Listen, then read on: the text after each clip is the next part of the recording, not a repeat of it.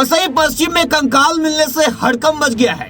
वहीं पर बहुजन विकास अघाड़ी के बाद अब बीजेपी के 23 नगर सेवकों की सदस्यता खतरे में है। जी हां, वहीं पर क्या एनसीपी और एनसीपी शरद पवार गुट एक होने जा रहा है? सीएम देवेंद्र फडणवीस ने क्या कहा, आइए एक एक करके सभी बड़ी खबरें देखते हैं। नमस्कार दोस्तों, मेरा नाम है ब्रजेश यादव, आप देख रहे हैं metro city Mumbai special episode. आज बात करेंगे सबसे पहले वसई विरार की बड़ी खबरों के बारे में। पहली बड़ी खबर है, वसई के नौपाड़ा इलाके में एक इंसानी बॉडी यानी कंकाल मिलने से हड़कंप मच गया है। एक पानी की टंकी से मानव अवशेष मिले नौपाड़ा इलाके से। घटना के बाद पूरे इलाके में हड़कंप मच गया। ये घटना पानी की टंकी काफी समय से बंद पड़ी थी, वहां पर हुई है। ये इलाके में इमारत की मरम्मत का काम चल रहा था। इसी दौरान जब पानी की टंकी तोड़ी जा रही थी तो टंकी के अंदर से मानव कंकाल बरामद हुए। फिलहाल पुलिस की टीम मामले की जांच कर रही है। फॉरेंसिक टीम ने भी घटनास्थल से जो भी एविडेंस थे उसे इकट्ठा कर लिए हैं। ये कंकाल कब के हैं, इसे लेकर जांच की जा रही है। कितना साल पुराना है, टंकी तोड़ने के दौरान मिला है ये कंकाल। दरअसल यहाँ वसई में बंद पड़ी पानी की टंकी में पूरा स्केलेटन मिला है और पूरे अवशेष मिले हैं। पूरे इलाके में सनसनी फैल गई है। ये घटना वसई के नौपाड़ा इलाके से सामने आई है। यहाँ चौल बारकुलिया नाम से जानी जाती है, जिसमें लगभग 10 से 15 परिवार रहते हैं। ये चौल करीब 30 साल पुरानी है और यहाँ की पानी की टंकी भी लंबे समय से इस्तेमाल में नहीं थी। फिलहाल इमारत की मरम्मत का काम चल रहा था और उसी दौरान जब पानी की टंकी को तोड़ने का काम शुरू किया गया तो आज सुबह मानव खोपड़ी और हाथ की कुछ हड्डियां मिली। मामले की जांच में पुलिस जुट चुकी है। पानी की टंकी से मानव कंकाल मिलते ही पूरे इलाके में लोगों में घबराहट और सनसनी मच गई। स्थानीय लोगों ने आनन फानन में इसकी सूचना पुलिस को दी, जिसके बाद मानिकपुर पुलिस की टीम मौके पर पहुंच गई है और फॉरेंसिक की टीम ने भी घटनास्थल पर वहां पर भेजा और साक्ष्य जुटाए।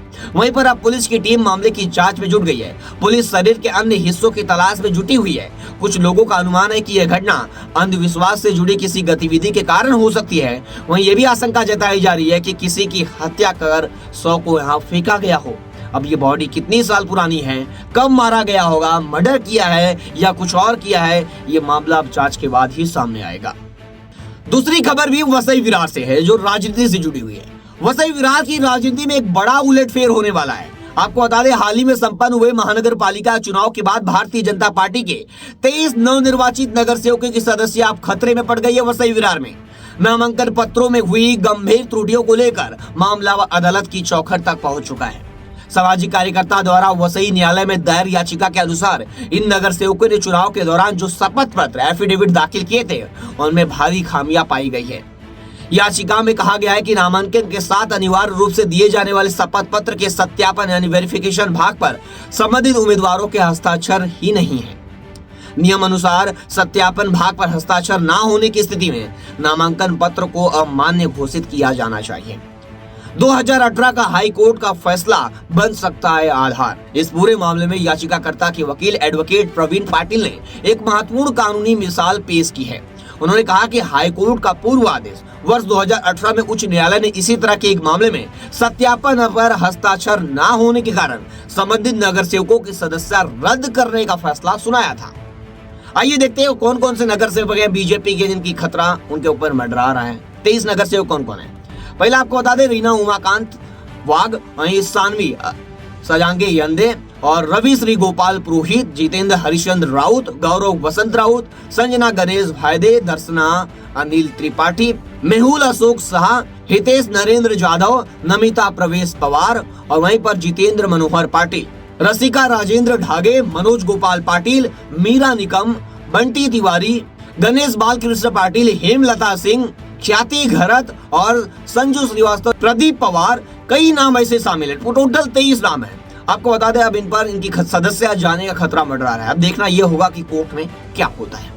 अगली बड़ी खबर है बॉलीवुड से। बॉलीवुड में लगातार एक के बाद एक लोगों को धमकी दी जा रही है और कहीं ना कहीं फायरिंग हो जा रही है। मशहूर डायरेक्टर रोहित शेट्टी के जुहू स्थित आवास पर भी फायरिंग का मामला सामने आया है। इस मामले के बाद इलाके की सुरक्षा बढ़ा दी गई है। वहीं अब लॉरेंस बिश्नोई ग्रुप ने इस मामले की जिम्मेदारी ले ली है। शुभम लोनकर आरजू बिश्नोई नाम की एक फेसबुक आईडी पर घटना के बारे में पोस्ट करके इसकी जिम्मेदारी ली गई। पोस्ट में बॉलीवुड के अन्य अभिनेताओं को भी धमकी दी गई है। इसमें साफ तौर पर कहा गया है कि टाइम रहते सुधर जाओ, नहीं तो बहुत बुरा हाल होगा तुम्हारा। अगर फिर हमारी बात नहीं समझी और हमारी बात नहीं मानी तो अब घर के बाहर नहीं, अंदर बेडरूम में गोली चलेगी। शुभम लोनकर अर्जुन बिश्नोई नाम के फेसबुक के आई पोस्ट में लिखा है, राम राम, जय बजरंगबली सभी भाइयों को। आज जो ये मुंबई में Shetty tower film director Rohit Shetty के घर पर जो ये फायरिंग हुई है, उसकी जिम्मेदारी शुभम लोनकर, अर्जुन बिश्नोई, हरी बॉक्सर, हरमान साधु हम लेते हैं।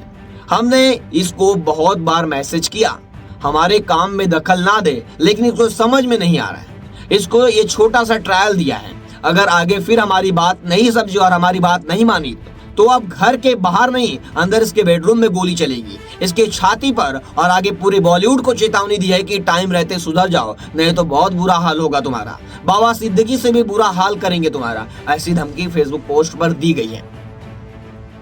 वहीं अगली बड़ी खबर है एनसीपी को लेकर। क्या एनसीपी के दोनों गुट एक होंगे? इसको लेकर अब महाराष्ट्र की राजनीति तेज हो गई है। महाराष्ट्र के मुख्यमंत्री देवेंद्र फडणवीस और एनसीपी के महाराष्ट्र प्रदेश अध्यक्ष सुनील तटकरे ने नकार दिया है। वहीं देवेंद्र फडणवीस ने सुनेत्रा पवार को वित्त मंत्रालय नहीं देने के सवाल का भी जवाब दिया है। सुनेत्रा पवार ने कल डिप्टी सीएम पद की शपथ ली थी। उधर सुनेत्रा पवार कल मुंबई में डिप्टी सीएम की शपथ लेने के बाद आज बारामती लौट आई। एनसीपी मर्जर के सवाल पर देवेंद्र फडणवीस ने कहा कि अगर अजीत पवार मर्जर यानी दोनों को एक करने का, दोनों पार्टी को एक करने का प्लान फाइनल कर लिया होता और तारीख फाइनल की होती तो एनडीए के सहयोगी होने के नाते वो हमें बताते, पर ऐसा उन्होंने कभी नहीं बताया। मर्जर करना ना करना ये उनकी पार्टी का विषय है, पर हमारे पास उस बारे में कोई चर्चा नहीं थी और ना ही जानकारी थी। वहीं फडणवीस ने सुनेत्रा पवार की राज्यसभा सीट से इस्तीफा देने के बाद खाली हुई सीट के बारे में पूछा गया तो उन्होंने कहा, अजीत पवार एनसीपी से कौन राज्यसभा जाएगा और कौन क्या करेगा, इसमें बीजेपी का कोई रोल नहीं है, ये उनकी पार्टी का निर्णय होगा। उधर एनसीपी के दोनों गुटों के विलय की चर्चा तेज होने के बाद एनसीपी अजीत पवार के महाराष्ट्र प्रदेश अध्यक्ष सुनील तटकरे ने साफ कर दिया है कि उनकी पार्टी एनडीए के साथ ही रहेगी। एनसीपी अजीत पवार और एनसीपी का विलय नहीं होगा, अजीत पवार की एनसीपी एनडीए के साथ रहेगी। ऐसे लेटेस्ट खबरों के लिए देखते रहे हमारे साथ लगातार मेट्रो सिटी समाचार।